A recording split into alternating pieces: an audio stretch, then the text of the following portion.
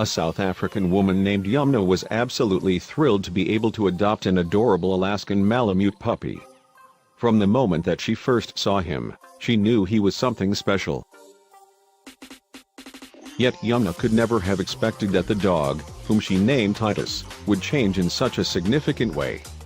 After all, he was so small when she adopted him.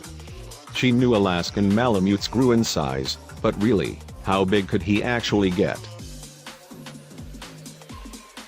Of course, Titus did start to grow, and grow, and grow. When he did, Yumna was in for a real shock. How large would her tiny puppy really become?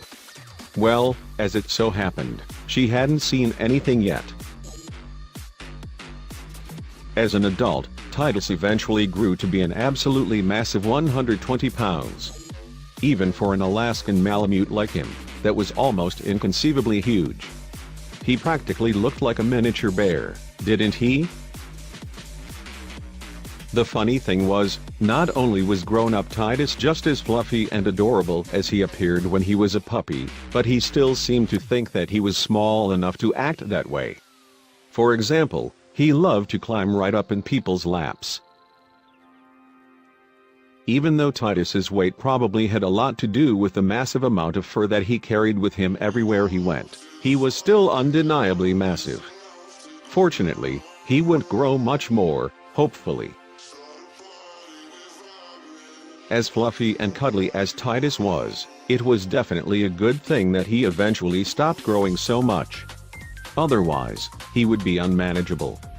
At that point, he was already even bigger than Yumna herself.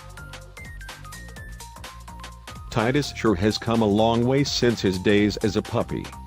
Nevertheless, he still acted like that same tiny pup, even if he was about 10,000 times bigger than he was back then.